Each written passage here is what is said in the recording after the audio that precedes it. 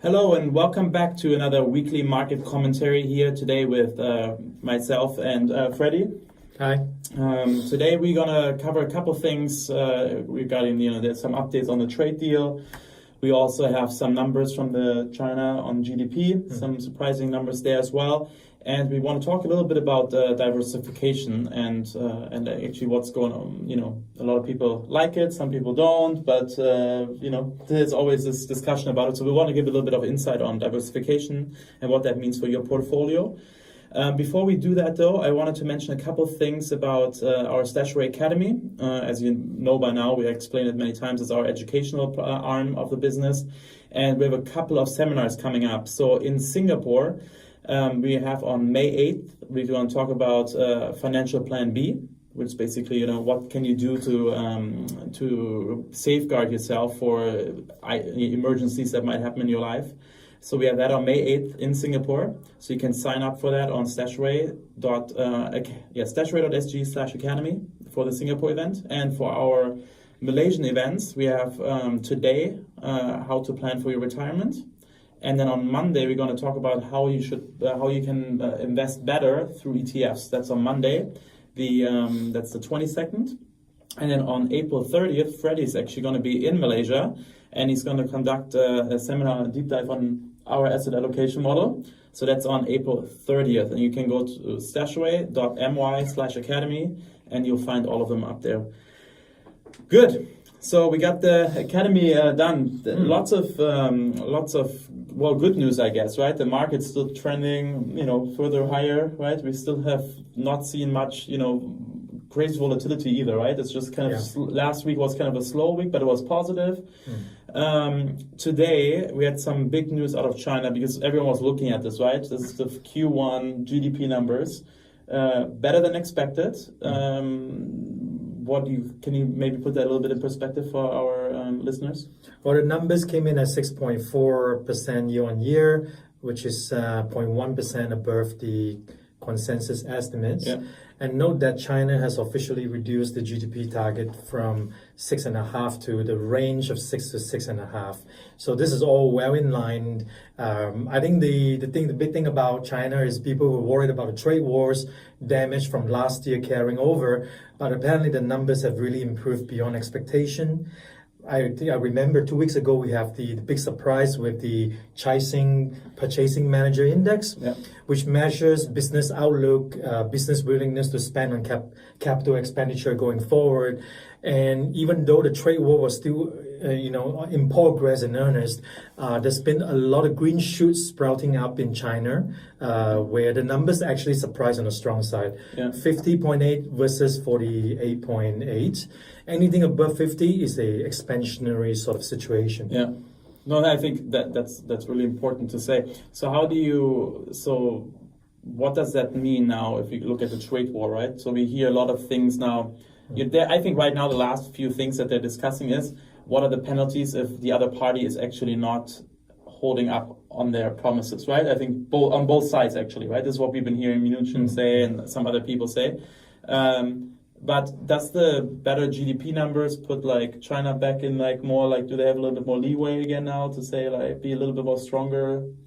No, okay. So historically, the problem has been making sure China do what they say. So the enforcement mechanism is the focus right now, and the U.S. to try to encourage China to take this on. Reciprocate by saying any deal that we cut, the enforcement rule will be applied equally to both sides. If we break the rules, you would similarly be able to impose unilateral penalties on the U.S. companies as well. This has caused some sort of concern among the U.S. companies because people may be afraid that China may they may play a game using this. For example, making excuses to unilaterally penalize some American companies in China. Things have to be in good faith. So but then to be honest, so far the progress is really encouraging because the US is really trying to incentivize China and they're trying to put it on more equal footing. I think the market likes that so far. Yeah, I think that's why it's it's becoming a lot priced in now though too, right? I think so. A lot of people will be if they were sitting on the sidelines now the whole time, oh, we wait until the trade deal comes, closer, and then I'm going to get into the market because then it's going to be a huge jump. I think they might be surprised that actually this is what happened all year long, right? In terms of, we talked about a lot of the other things, but I think the pricing in of this is pretty much in there, right? I don't think we might see this gigantic jump of... People don't realize that the market is a fast-moving, it's forward-looking voting engine. There's no such thing as, let me wait and then so for an event to happen and then I invest. Like you said, most of the time the market already moved. So the best thing to do is to stick to an investment plan, average into the markets, set the right risk. This is just all the boring stuff, but the very, very key to your long-term success, right? So it's best not to try to time the market or time the events.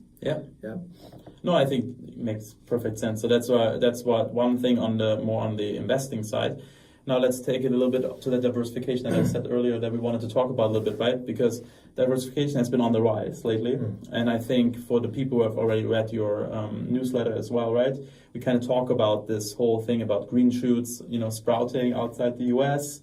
Maybe you can put that a little bit in context for our listeners, the whole, diversification on the rise and pros and cons kind of things. There's two reasons why StashAway's motto frameworks are identifying bigger opportunities for diversification. Number one, we've seen a wave of delisting, unlisting of single security shares in Singapore. High flux is another one of those examples. So in investing, there's a lot that goes on beyond your control. And when it comes, and in having concentrated investments on your portfolio could subject you to a big downside. So when it comes to a diversified investing approach, exchange traded funds, you don't have such problems. So that's the number one thing that we should think about.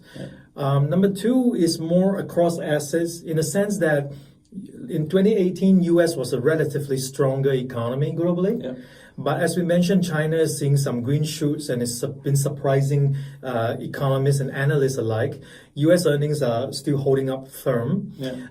Even in Europe, where we have big slump in manufacturing sector, but very well offset by a strong services sector. And that's the thing, right? Manufacturing is dragging Europe right now down. It's not, but it's in the markets, it's not that bad. It's not that bad because this services is still the bigger part of the economy, as you know. And so overall, even in Europe, the economy is stabilizing. So there's a lot of green shoots sprouting around and it's outside the US. So for a very globally diversified portfolio, we would expect to see the benefits of diversification on the rise going forward. And I think it's the very important point you made also. High flux is just one example, right? You can take many different Boeing is the other example, isn't it? Another good example, right? And it's a pretty blue chip company, right? That everyone thought, pays a nice dividend, right? Been around forever, a great business model. Even bad things can happen to a duopolistic sort of company. Correct. And really, do you want to subject yourself to that kind of risk when you don't need it, right? You don't actually need that kind of risk. You can buy a couple ETFs. You will have thousands of companies in there, and then you don't worry about Boeing. Because probably most likely if you owned an US ETF, you probably have Boeing in there, but the ETF still has been going up with the market, right? Because it doesn't matter, one company. Well, it's not like we endorse every ETFs out there, but when it comes to ETF investing, keep it simple. They do their job cheaply and track asset class very efficiently.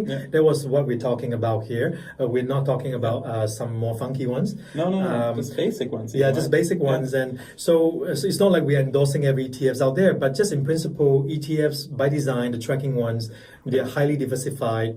It removes your burden of being exposed to a single company going bankrupt or being subject to unforeseen extreme events in the case of Boeing, high flux in the case of being in the bankruptcies, right? So overall, investors are better off over time with that approach. Yeah, absolutely. Well, thank you, Freddy. I think this was actually super interesting, especially on the diversification part as well. Okay. I hope every one of you enjoyed this as well. If you have any questions, as always, please feel free to comment under the video or send us an email to support@stashaway.com. We're happy to answer any of them and make them part of our video next week. Otherwise, I hope everyone has a good rest of the week. Happy Easter holiday, I guess, right? Yes, long weekend. Enjoy it. And so we will be speaking to you again next week. Bye-bye. Ciao. Ciao.